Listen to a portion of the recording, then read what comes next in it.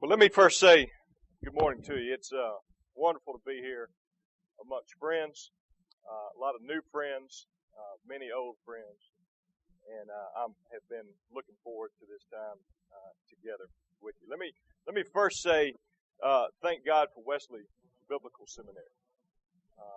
This seminary has equipped and sent pastors all over the world, and it's also given people like me the freedom to understand that we're ministers as well in the marketplace. And that is a very freeing thing to know for a guy who's spent his life in business. And you don't hear that often enough in church, but you hear it here at Wesley Biblical Seminary, and it's just truth after truth that I've learned here. Some of the very people in here, Bill Urey, Steve Blakemore, Ron Smith, have helped shape my life today to what it is. Spending years on the back row of Bill's Sunday school class, where week after week I was exposed to the truth of the gospel and the transforming truth of life in Christ. And I took that in. We'll talk more about that. I want to give you just a very short 2-minute background on myself. I'm going to kind of hurry through this first part because I want to get to the meat of what is on my heart that I want to share with you today. But just to kind of give you some perspective of who I am. I have been in Jackson my entire life. Went to school here, married my high school sweetheart, Kimberly. We have 2 boys, Peyton and Bowen, who turned 16 and 14. Next month. Went to Mississippi State and got an accounting degree. Worked there for 4 years and then went to work for Merrill Lynch as a stockbroker in 1991. So this year I've been in business, if you would, for 20 years. And been around a lot of things that go on in business. A couple of years ago now, I wrote this book called Chasing Solomon.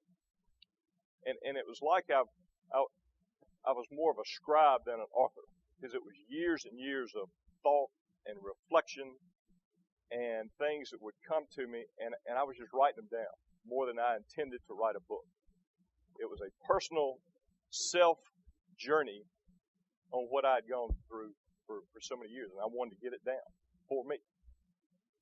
At the conclusion of it, my good friend Steve Blakemore said this does not need to go in a drawer. And so I thank Steve and so many others for helping encourage me to get this out. It's a simple book, but then again it delves into some of the deepest meaning of our lives. People have been able to see themselves in the characters of the book. And I'm convinced that the Lord has used the book to touch lives in ways that like Bill said, I could never have dreamed of. But have been blessed to hear how God has used the book to send His message across to people. I'll tell you what I've learned about writing and chasing Solomon and how I learned it. The great theologian Will Rogers says that man learns in 3 ways. One is by reading. The other is by observing. And the other is to have experiences. And I've learned from all 3 of those. The first thing I did was read. This was at a point where I was really trying to kind of figure out life and how it related to money, and does it relate to money, and can you be in business and be a Christian, and all these things. And I read and read. I was firmly convinced, as I am today, that when you want the truth, you go to God's Word. It is absolutely full of the truth. And so I I was seeking truth, and I went to Scripture, and I read Scripture over and over. I read every book on stewardship that I could get my hands on. And then after being a stubborn student of Bill's for years, after he told me years before that he was surprised how many people had not read John Wesley's sermons. And don't think for a second I went out that morning and got John Wesley's sermons. It was years later. And for some reason, I finally got John Wesley's sermons and started reading them. And there was a stack of them this big, and I could not get enough of them. It was the most unbelievable stuff I'd ever read in my life. And it has changed my life.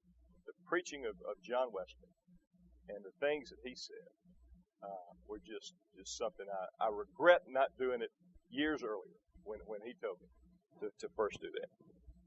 So I read. And then I learned a lot by reading. I learned a lot by observing. So 20 years in business, not including the other 20 years that you spend before you go into business, growing up in this part of town that we call Northeast Jackson, you get to observe a lot of things. And I did. And I would observe what Scripture was saying. And I was observing the interactions and things. How does that relate? And I would read scriptures like this. I wrote down just a few, but I could observe this with my own eyes every single day in business. But it's verses like this. And I saw all labor, and I saw that all labor and all achievement spring from man's envy of his neighbor. And I looked at that and observed that there was truth in that. Sweet is the sleep of a laborer, whether he eats little or much, but the abundance of the rich will not let him sleep. And that was very intriguing to me. The abundance of the rich will not let him sleep. And I was saying, how is that possible? And I was around people that had abundance.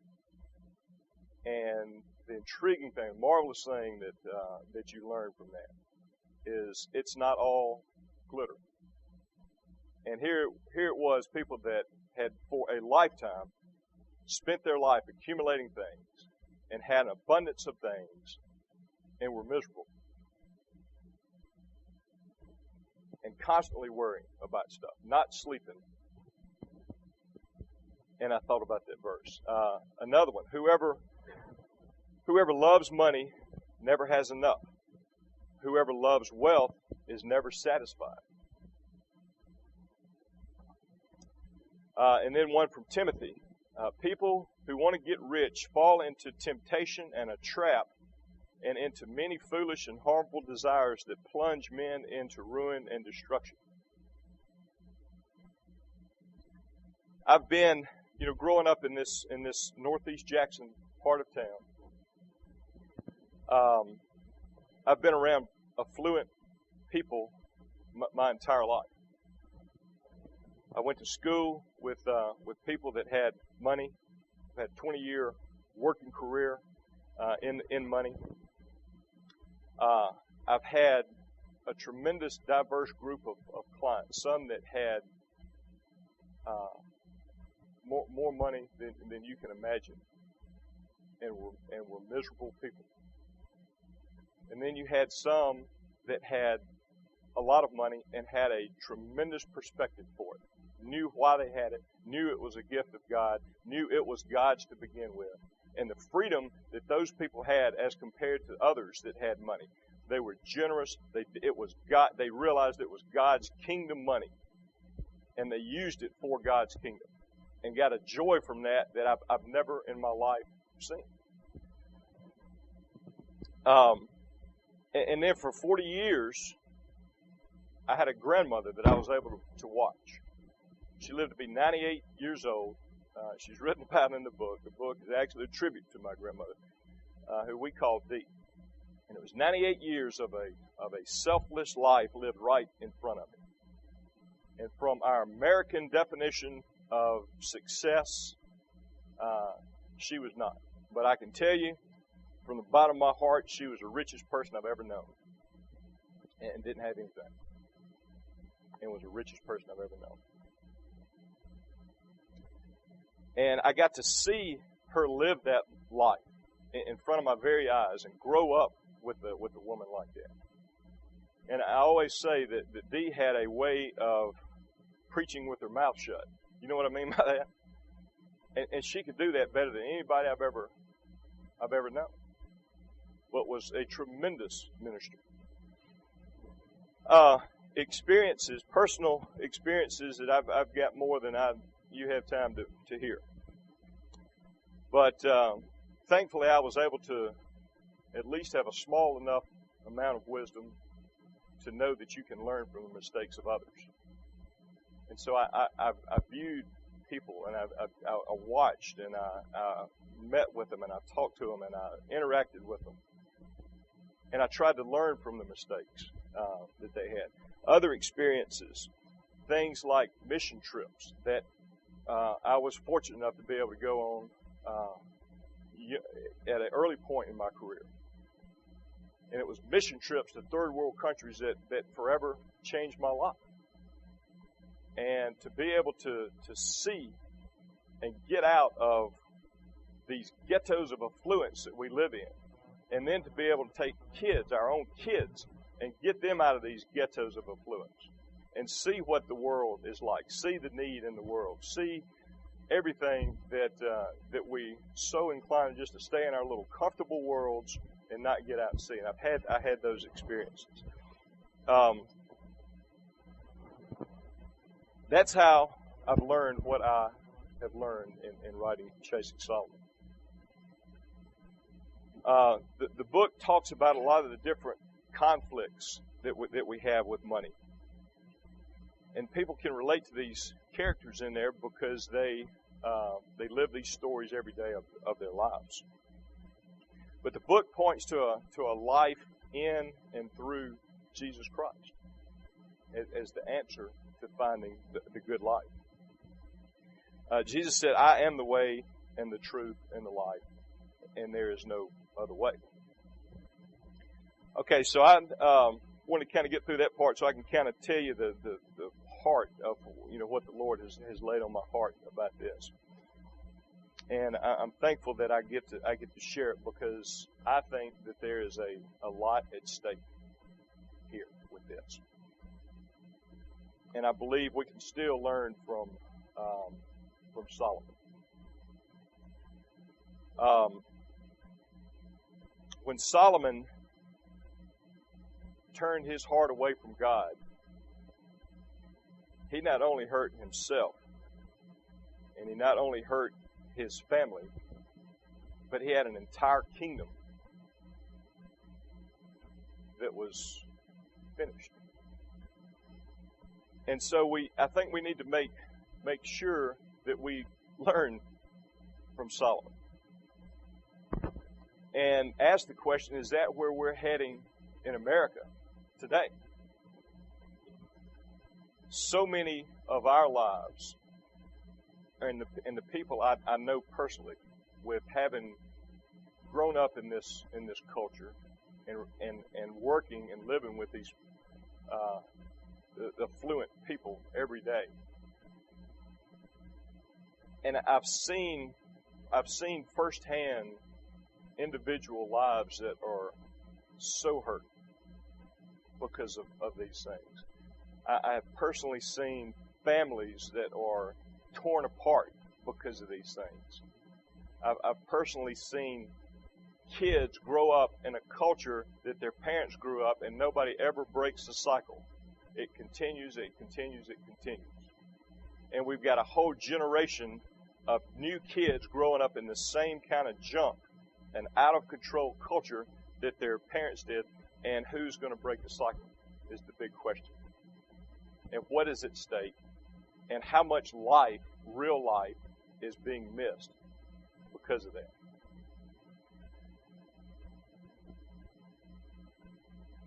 So the question becomes, what could turn our hearts away from God? If we look very closely, for Solomon, it was money, and it was possessions, and it was power, and it was exploiting others. And it's the same exact things that can turn our hearts away today from God. And unfortunately, I see it every single day of my life. And the thing that has really just gotten me is, you know where this stuff can be found now, unfortunately, is in the church. We're not talking about a group outside the church. We're talking about this stuff is happening in the church every day.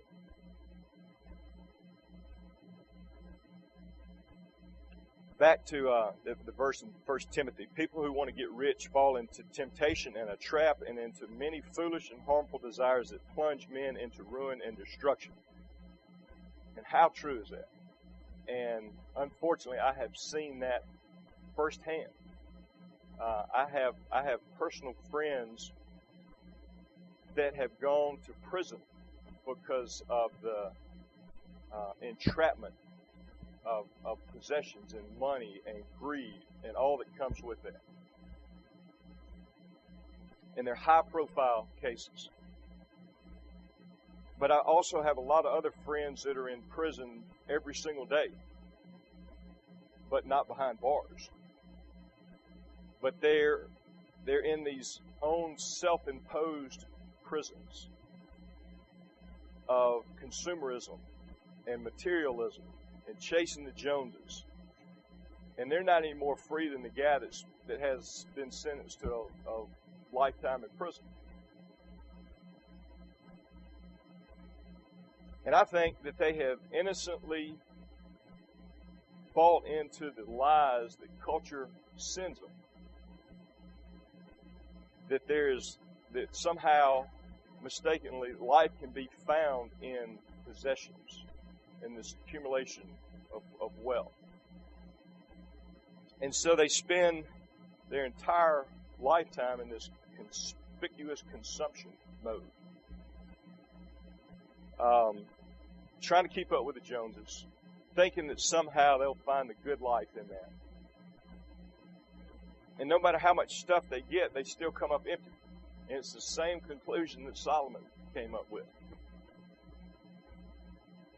And every day people are trying to find life outside of God, and we ask ourselves, why? Why is that? And from my experience and from what I can tell, it's for these reasons. People, they want security, and people want acceptance, and people want significance. And they think they can find that in other things. So if your security as a person comes from money, then you can never have enough of it, because we can't have enough security. If you want to be accepted by others, then you have to play these games that everybody plays so you can keep up with everybody else. And if your significance comes from being one of the elite, then you'll exploit others to get to these lofty positions. Here's what kills me about that one. That we see innocently. We see it innocently. But in the, you go to the elite clubs and you listen to the conversations that take place in there. And it's all innocent, but it's people. The question I wonder is, do they really know the name of the people that are serving them in these clubs, in these country clubs? Here we've got real human beings that have names, and it's just like John Wesley talks about. With money and power and possession and everything that comes along with that also comes pride. And you get into this thing where people compliment you, start feeling good about that. And all of a sudden, as John Wesley points out, does that lead into forgetting about your neighbor? And it does. There's the irony in it. Everything they're chasing, the security, the acceptance, the significance, all that can ultimately be found only in Christ. But we've got a tremendous amount of people that are deceived. They're looking for this abundant life in the wrong places. And I can see this weekend was a great example. However many people it was people that were thirsty for the real water of life that can only be found in Christ. I can't get over a C.S. Lewis analogy, I guess you would call it, that I read over Christmas break, and I think it so truly depicts what's going on here with this group of people, and the way that they are searching for something, that they're thirsty for something, that they think they can find fulfillment in something, and it's the wrong place. And so some of you have heard it. You heard it this weekend, but it's just the most remarkable thing to me when I read this over the Christmas holidays. So if you've heard it, forgive me, but I think it's so telling of what's going on here, really. This is in C.S. Lewis's book, The Silver Chair. And there's a schoolgirl, Jill, that finds herself alone and terribly thirsty in unknown woods. And I think you can kind of relate that to people, the affluent culture today, terribly thirsty in unknown woods.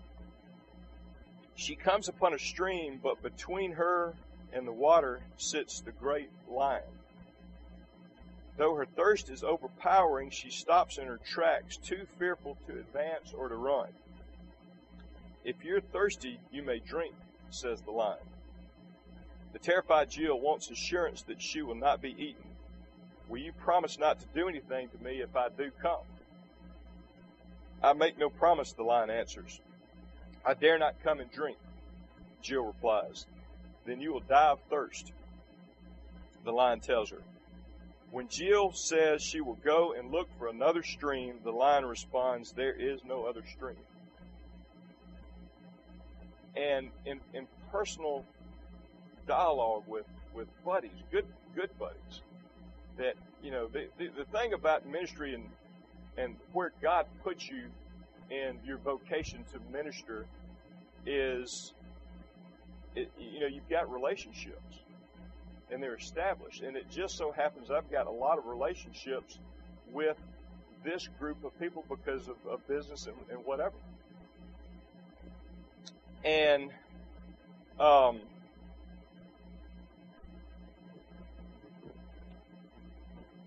it's as if these people, and if not ourselves, are almost scared to encounter Christ, to come to the water, because we know we've got to encounter Christ. And it's like people are saying, I don't know if I want to go there because Jesus may take something away from me if I go there. And how ironic that fear is there for people that have money, that have accumulated things, and are scared that somehow a life in Christ is going to take something away from them. And everything in life they're looking for, everything, can be found in the giver of life, who they're somewhat hesitant to encounter. It's an intriguing thing to me. And so, I think where the Lord has me right now is maybe He's prepared me for this for a long time, through these different relationships, to be in a position where the verse that came to me was from Leviticus, proclaim liberty, and all the thoughts about freedom in Christ, and to get people out of these self-imposed prisons that we find ourselves, to show them you're going to come up with the same conclusion that Solomon did. You cannot find life in there. Christ wants to give you this water, this life that you can't even imagine for yourself. And He wants that more than you can even imagine. And so it's so crazy that we have this notion in our head that we know what's best for our lives, things like that, and we won't even approach the giver of life, the creator of life, that wants more than anything in life to give us life in him and through him. There is no other stream. The scary part about all this to me is, you ask how long can it take to come up with these conclusions? And it took Solomon most of his life, I guess, before he kind of came up with that conclusion. And we get one shot at this life, one shot. And why in the world would we want to waste one day of it in anything other than life in Christ? And it happens, and it's happening every single day. And it can take a lifetime to figure it out. But I will tell you, from your perspective, I think that's where you come in. And I'll tell you why I say that. Romans 12:2, I think, is where it is. It says, do not conform to the pattern of this world, but be transformed by the renewal of your mind. And people, if you become pastors, whatever your vocation ends up being, culture sends such a strong message 24 hours a day, 7 days a week. This is how you find life. And we have so many people that are brainwashed by that lie and are deceived every waking moment of their life. They're in deception and have bought into that lie. And so if a renewal of the mind is needed, where does that happen? Well, hopefully you get it from church. Hopefully you get it. I know I got it right here at Wesley Biblical Seminary and at Christ Methodist Church in Bill Urey's class and at Moe's with Steve Blakemore and in that room somewhere over there with a brown bag lunch by Matt Friedman. And I had this renewal of the mind. And thank the Lord, I never got to where all my experiences were more confirming, I think, than anything else, because it's not like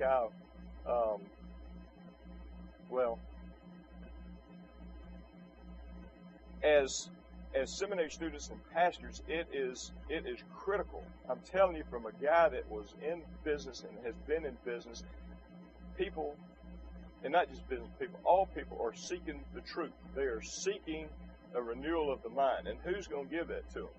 Well, you are, and I am. But don't think that they don't want to hear it. They have to hear it. They have to hear it. Because it's the truth. It's the word of life. It is exactly what everybody's looking for. Do not hesitate in giving that to them. I cannot tell you where I'd be today if I had not heard this stuff. When I'm seeking this stuff, it is tragic that the stuff that is not told more than it is. I grew up in church. I grew up in a Methodist church. So why is a guy that grew up in the Methodist church all his life put to his knees because of John Wesley's sermon? You say, I've never heard this stuff in my life. And it's for every one of me, there's thousands of others out there that are just so hungry and thirsty for somebody tell me where to get life. Somebody tell me where I can find it. Somebody tell me the truth. Because I'm not getting it in business. I'm not getting it from culture. I'm not getting it from TV. I'm not getting it from all these other places. I'm not getting it from accumulating everything I can. I'm not accumulating from millions of dollars in the bank. I'm not going to find it there. So where am I going to find it? And we all know the answer to that. How long do we have? Now, in the first part of the book, this is another one of those things that just kind of hit me. But it's a verse from 1 Timothy 3, 1 through 5, and it says this. Probably you're familiar with it already. There will be terrible times in the last days. People will be lovers of themselves, lovers of money, lovers of pleasure, and it continues on and on, rather than lovers of God. Having a form of godliness but denying its power. There will be terrible times in the last days. I do not think I'm up here saying that we're in the last days. But then again, do not think that I'm up here saying that we're not in the last days. There's something very familiar with the description in 1 Timothy. Lovers of money, lovers of pleasure, lovers of themselves. And people tell me all the time, this is especially being in business. This is crazy. You're jeopardizing your client base, all this stupid stuff. It's just ridiculous. It's an uphill battle. You go to a conference and then next Monday, you follow it and the culture hits you again. Yeah, it's an uphill battle. And at times it seems impossible, very impossible. Any of you spend a lifetime in ministry, I cannot believe or cannot imagine how frustrating that must be at times. To day after day after day proclaim the gospel of Jesus Christ, the transforming and renewal and the truth of the gospel, and it's almost like it falls on deaf ears. But I'll close with this.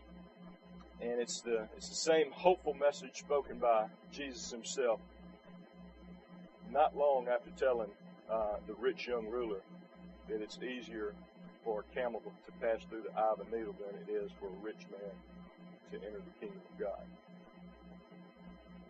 But the very next thing that Christ says is what is impossible with men is possible with God.